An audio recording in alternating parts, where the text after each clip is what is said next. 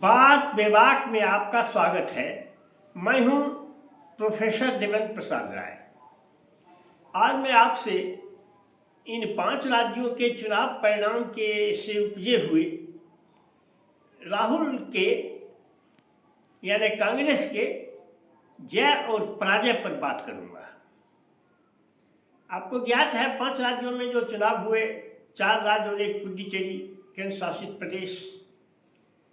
इसमें सबसे पहले तो यह मूल्यांकन करते हैं कि इसके पहले 2 प्रांतों में एनडीए की सरकार थी, अब उसकी सरकार 3 प्रांतों में हो गई।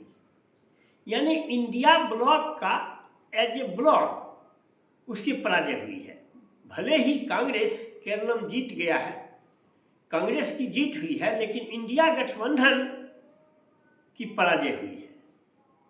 अब इस रिजल्ट के बाद का क्या प्रभाव पड़ेगा देश की आने वाले समय में कांग्रेस की राजनीति पर? देखिए, कांग्रेस को यानी राहुल गांधी को इंडिया ब्लॉक के नेता के रूप में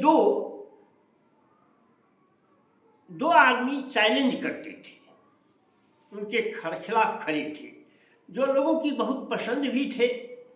एक ममता बनर्जी और एक आम आदमी पार्टी के अरविंद केजरीवाल, दोनों धराशायी हो गए। अब उनकी भी प्रभा लुप्त हो गई। पश्चिम बंगाल से ममता दीदी की सरकार चली गई, अब तो खुद वह बुझे बुझे से है। और यहाँ भी दिल्ली में तो उनकी सरकार चली ही गई। प्रश्नवाचक चिन्ह पंजाब की सरकार पर भी लग गया है, क्योंकि 7 एमपी उसके डिफेक्ट करके चले आए हैं बीजेपी में। चलिए, तो इस तरह से इनके जो राह का कांटा था, राहुल गांधी के राह का कांटा, दोनों दूर हो गया है करीब करीब।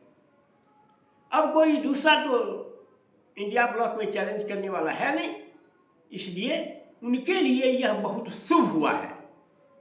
लेकिन तब अशुभ क्या हुआ है?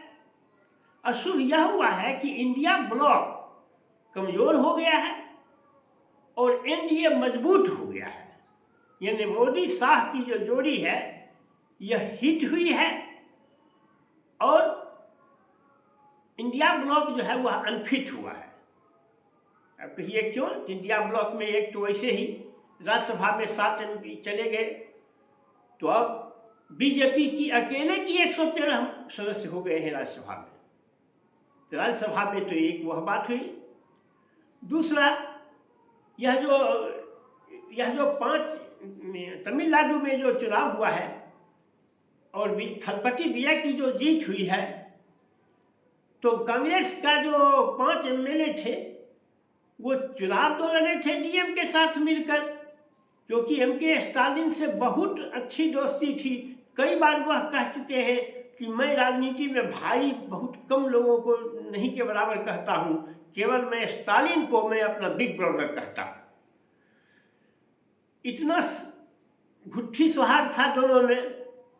लेकिन अब इस डीएमके से उछल कर वह थलपति विजय के को समर्थन देने चले गए।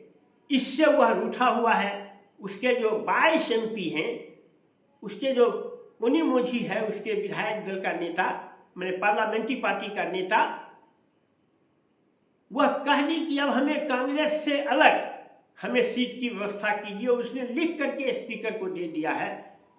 और जानते ही हैं, हाके भीम भय चौगुना, स्पीकर तो चाहता ही था कि राहुल गांधी कमजोर हों। उससे तो खार खाए बैठे, इनसे तो खार खाए बैठे ही हैं। अब अगला जो लोकसभा का कोई कार्यवाही होगा उसमें ये अलग बैठेंगे और अलग अपना वोट करेंगे। तो इंडिया गठबंधन क्या हो गया?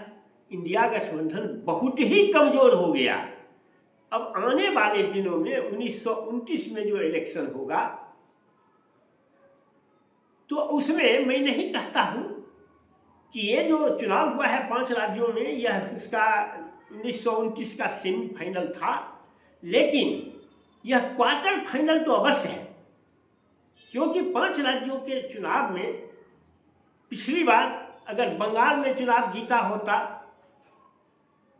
बीजेपी, और अगर जैसे 2019 में जीता था वैसे अगर जीता होता और यूपी में जीता होता तो आज उसका नक्शा कुछ दूसरा होता, बीजेपी 300 को पार कर गया होता। तो बंगाल में तो अब उसकी पौबारा है, बंगाल में तो मोदी अब ये कितना जीत पाएंगी, क्योंकि यह तो साबित हो गया है कि केवल गुंडों के बल पर शासन कर रही थी और चुनाव जीत रही थी ममता दीदी। अब तो गुंडे तो चलेगा नहीं, तो अब कितना सीट अगले बार जीत पाएंगी यह भगवान ही मालिक है। दूसरी बात, तमिलनाडु में भी बहुत अच्छी सीट मिली थी इनको।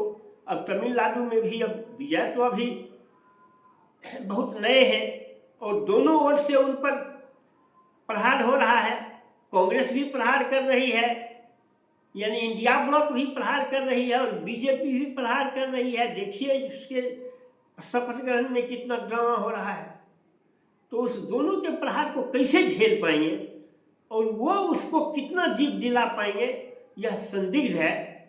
तो 1929 में आने वाले दिनों में बीजेपी के लिए यानी नरेंद्र मोदी के लिए खुला रास्ता है, मार्ग प्रशस्त हो गया है और इंडिया ब्लॉक कमज़ोर हो गया है। अब बस आज की वीडियो में इतना ही। अगर आपको मेरी बात पसंद आए तो आप इसे लाइक और सब्सक्राइब करें। Thank you very much.